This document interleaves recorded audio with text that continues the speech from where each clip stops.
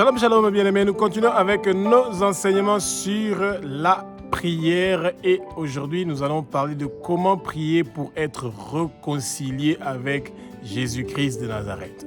Eh bien, Jésus veut que nous ayons la paix, le shalom. Et c'est ça que Jésus veut à tout prix. Il est un Dieu qui apporte la paix dans notre vie, bien-aimés.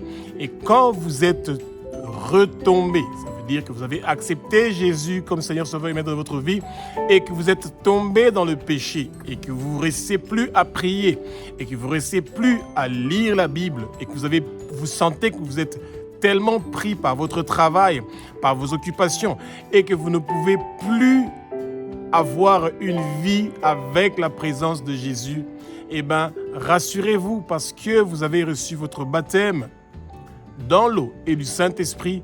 Le Saint-Esprit ne vous quitte pas, il est là. Il est attristé parce que vous avez commis des péchés et que vous êtes éloigné de lui. Mais ce que Dieu veut est que vous reconnaissiez que vous êtes un pécheur. Et que si vous reconnaissez que vous êtes un pécheur, eh bien, Dieu est prêt à vous pardonner vos péchés. Et il est prêt à vous donner son shalom, sa paix. Dieu veut que nous ayons le shalom. Dieu veut que nous ayons la paix. Nous avons un seul ennemi et cet ennemi-là s'appelle le Satan. Celui qui veut nous empêcher d'avoir la paix. Eh bien, quand nous sommes malades, nous pouvons commencer à murmurer, nous pouvons commencer à nous lamenter, nous pouvons commencer à maudire Dieu. Eh bien, nous pouvons, parce que nous vivons des difficultés, nous ne restons pas à payer le loyer, nous ne restons pas à manger, les enfants ne réussissent pas à partir à l'école. Nous sommes remplis de problèmes, des maladies qui nous ont cloués à l'hôpital. Nous dépensons l'argent seulement dans les pharmacies. Eh bien, nous ne restons pas à nous en sortir. La vie devient lourde, dure, amère.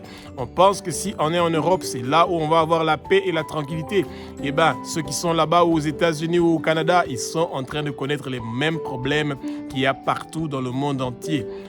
Peu importe où tu es, le Satan veut à tout prix faire du mal. Il veut t'empêcher de pouvoir prospérer, réussir, progresser dans ta vie.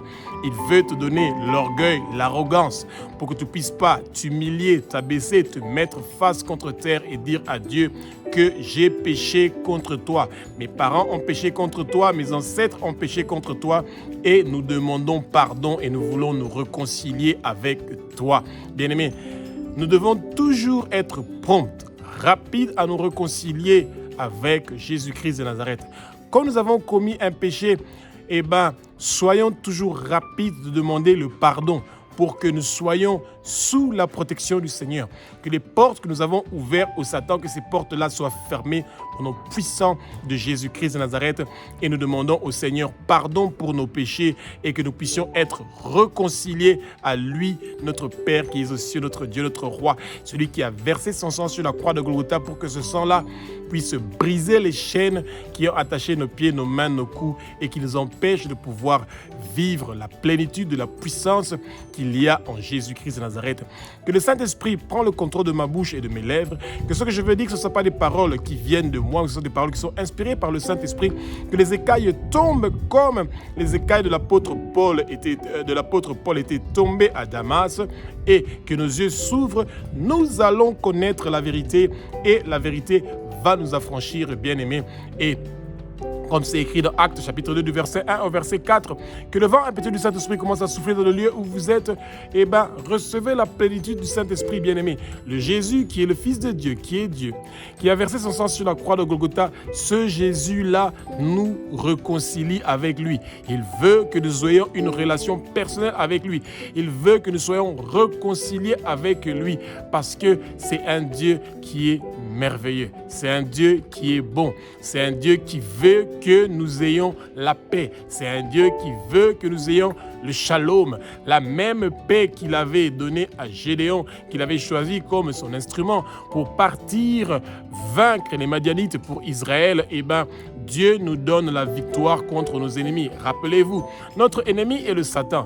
Les êtres humains ne sont pas nos ennemis parce que Dieu a versé son sang sur la croix de Golgotha pour que toute personne qui est née d'une femme puisse être guérie, sauvée, réconcilié, changé, transformé, qu'il quitte le monde de ténèbres pour venir vers la lumière. Le Seigneur Jésus-Christ de Nazareth veut une réconciliation avec vous. Dans chaque domaine de votre vie, vous recevez la réconciliation maintenant, au nom puissant de Jésus-Christ de Nazareth. Ésaïe chapitre 57, du verset 20 au verset 21, nous dit que le Satan est agité comme les vagues de la mer. Le Satan est vraiment agité, il est en colère que nous l'avons quitté. Quand vous avez quitté le Satan, quand vous avez quitté le monde de ténèbres, Satan est agité, il est en colère et il n'a pas la tranquillité et il n'aura pas la tranquillité tant qu'il ne vous aura pas volé, tué, égorgé, étranglé, fait souffrir et à la fin tué, bien-aimé.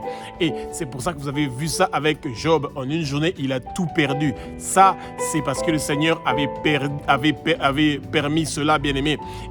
Quand ça dépend du Satan, sa stratégie a toujours été le même. De vous tuer à petit feu, vous faire souffrir d'une souffrance incroyable. Et il est agité comme les grandes vagues des océans et de la mer.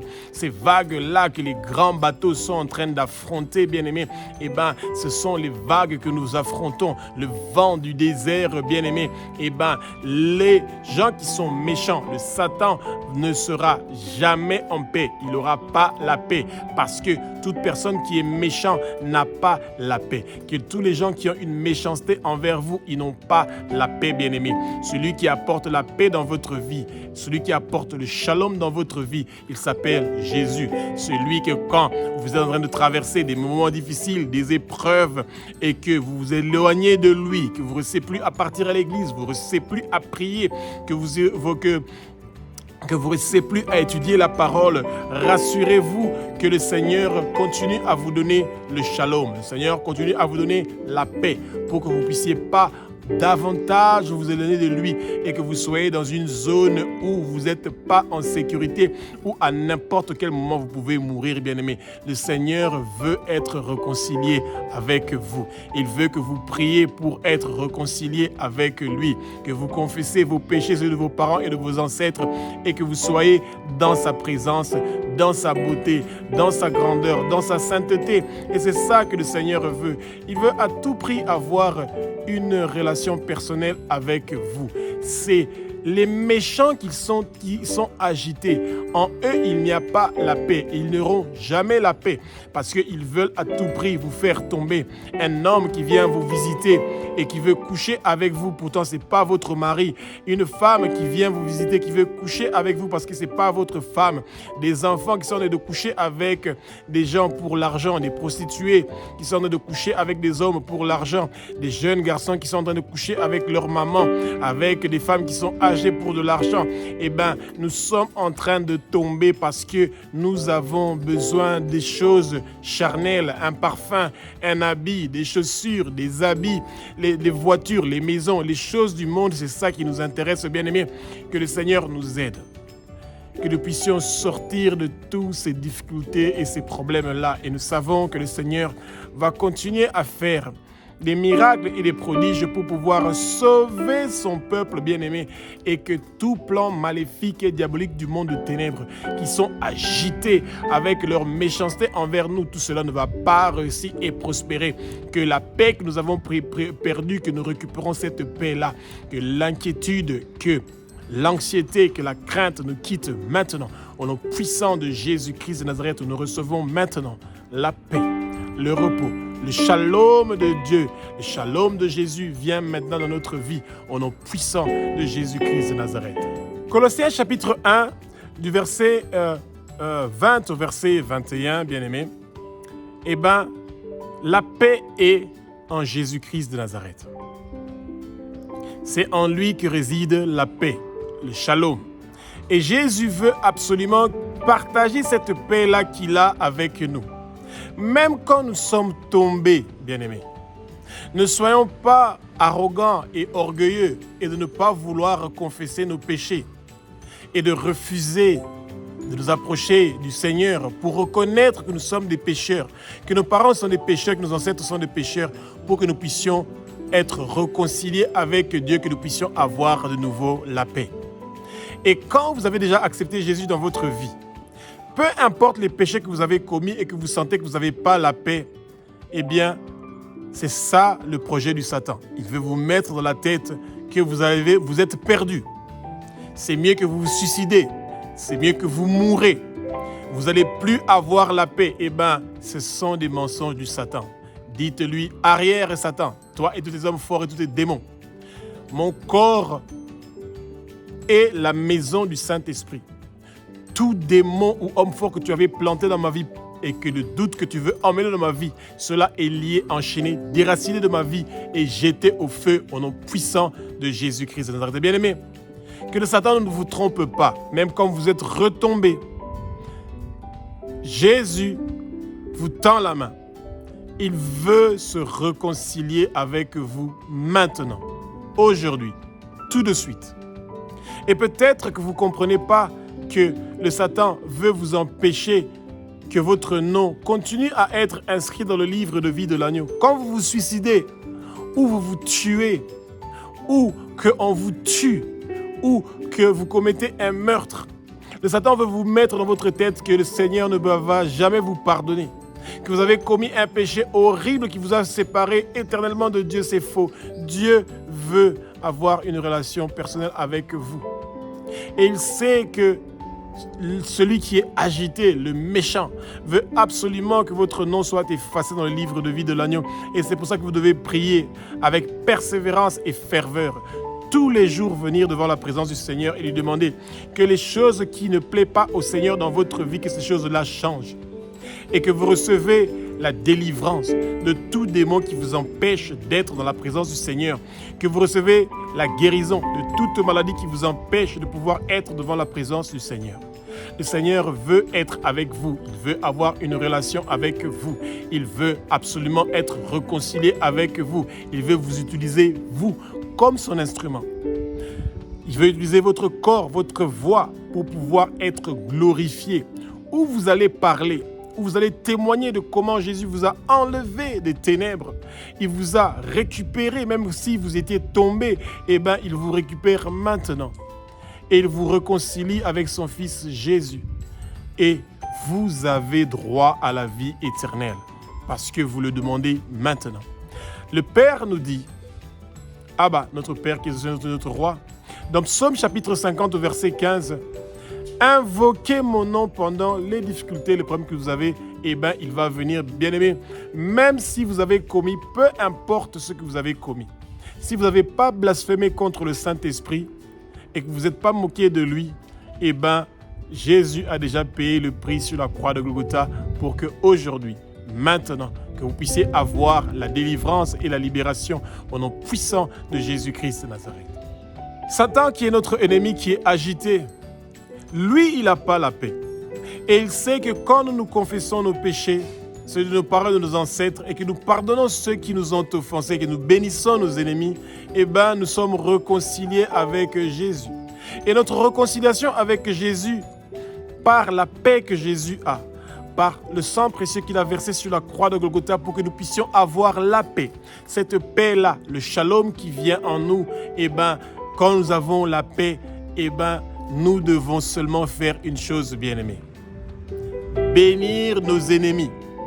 Tout être humain que nous pensons qu'il est notre ennemi, il n'est pas notre ennemi. Nous devons les bénir. Et plus nous allons bénir ceux qui sont contre nous, plus eux ne vont pas avoir la paix. Quand ils t'insultent, ils disent des mauvaises choses contre toi, ils disent des fausses témoignages contre toi, ils te calomnient, ils te haïssent, ils t'humilient, ils te ridiculisent. Et ils ont fait toutes ces choses-là pour te voir abattu, dans la dépression, oppressé, opprimé, et qu'ils voient que rien de tout ça est en train de venir et tu continues à les bénir, bien-aimés. C'est là qu'il y a un changement qui se passe, une transformation, une guérison, un changement. Et le Seigneur va combattre pour vous, bien-aimés. Vous n'allez pas mourir, vous allez vivre et déclarer les œuvres de l'Éternel des armées. Tout accident qui est prévu contre nous ne va pas réussir et prospérer. Tout ce que le Satan avait bloqué dans votre vie est débloqué maintenant au nom puissant de Jésus de Nazareth. Bien-aimés, toute maladie et infirmité que le monde de ténèbres avait prévu contre vous, tout cela ne va pas réussir et prospérer. Toute parole de malédiction qu'on a prononcée contre vous ne va pas réussir et prospérer. Toute malédiction qui a été prononcée dans les hôtels de vos familles, dans la lignée générationnelle de votre famille, cela ne va pas réussir et prospérer contre vous. Toute arme forgée contre vous ne va pas réussir et prospérer. Et les gens qui vous maudissent, c'est eux qui ne vont pas avoir la paix, parce que la parole nous dit que c'est le méchant qui ne va pas avoir la paix. Vous, vous avez le shalom, la paix, la tranquillité, parce que vous avez Jésus-Christ de Nazareth, le roi des rois, le Seigneur des seigneurs, qui continue à faire des merveilles, des miracles dans votre vie. Il continue à intervenir pour vous. Il vous donne aujourd'hui la victoire. Vous avez le triomphe. Vous plantez la bannière de Jésus dans votre vie. Eh bien, vous avez le drapeau de Jésus dans votre vie, dans votre maison. Vous appartenez à Jésus-Christ de Nazareth. Sous votre oreille droit, pouce droit, eh bien, orteil droit, vous êtes marqué par le sang précieux de Jésus et nos touches. Le Satan ne doit plus vous toucher parce que vous appartenez à Jésus. Vous êtes réconcilié avec Jésus. Demandez à Jésus de venir maintenant, qu'il vienne dans votre vie, qu'il demeure dans votre vie, que sa parole demeure en vous, que tout ce que le monde de ténèbres est en train de dire contre vous pour pouvoir vous disqualifier, pour pouvoir vous détruire, eh bien, tout cela ne va pas réussir et prospérer. Nous tous, nous sommes des pécheurs et c'est par la grâce de Jésus, par son sang qu'il a versé sur la croix de Golgotha, que nous avons aujourd'hui la paix. Que la paix vienne maintenant. Il y a une puissance dans le sang de Jésus. Il y a une puissance dans le sang de Jésus. Il y a une puissance dans le sang de Jésus qui est en train de briser les chaînes qui attachaient vos pieds, vos mains, vos coups et fermer vos bouches avec des cadenas spirituels. Maintenant, la puissance qu'il y a dans le sang précieux de Jésus apporte la paix. Parce que Jésus est la paix. Quand Jésus vous visite, il vient, il demeure en vous, sa parole demeure en vous. Vous avez la paix au nom puissant de Jésus-Christ de Nazareth. Jean chapitre 14 au verset 27 nous dit que Jésus-Christ de Nazareth nous laisse la paix. Il nous donne la paix. Ce n'est pas une paix comme la paix que le monde nous donne. J'ai payé mon loyer.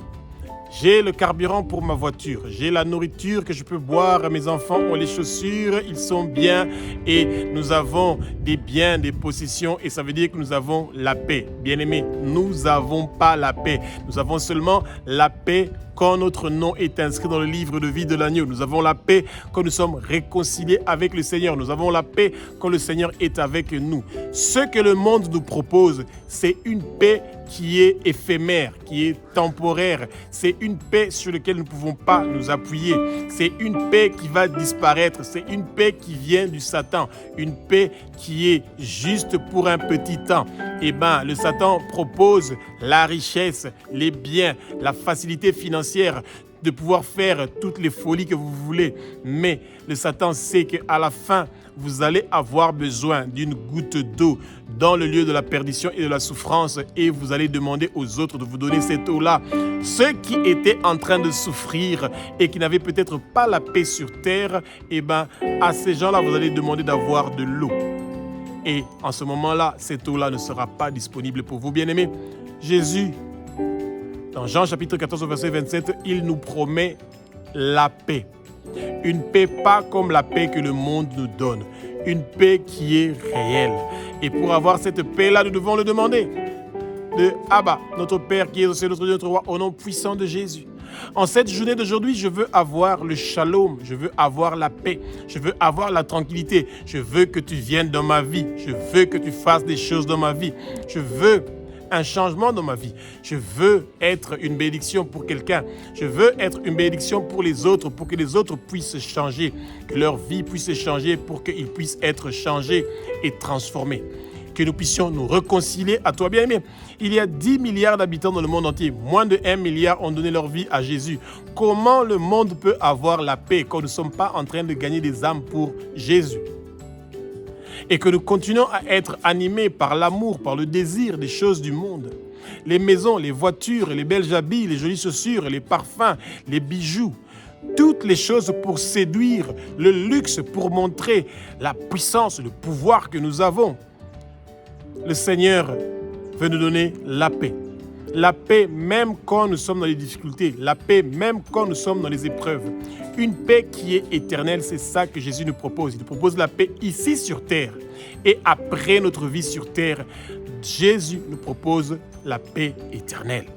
Et c'est ça que nous voulons, bien-aimés. Et nous devons prier, demander pour que nos familles puissent avoir la paix, pour que la région où nous sommes puisse avoir la paix, pour que le pays où nous sommes puisse avoir la paix, pour que nos autorités puissent avoir la paix, qu'il y ait la bonne gouvernance, qu'il n'y ait plus de corruption, que les bonnes choses puissent venir dans notre vie, que la paix puisse venir, que toute agitation qui vient du monde de ténèbres, de ces gens qui sont méchants, qui sont agités, qui n'ont pas la paix, que ces gens-là puissent recevoir Jésus, qu'ils puissent recevoir la paix. Toutes les attaques qui viennent du monde de ténèbres pour vous retirer la paix, que ces attaques-là soient effacées par le sang précieux de Jésus et que vous puissiez recevoir le shalom, la paix aujourd'hui, maintenant, parce que Jésus a payé le prix sur la croix pour enchaîner, lier toute inquiétude, toute anxiété, tout esprit de déception et d'abattement.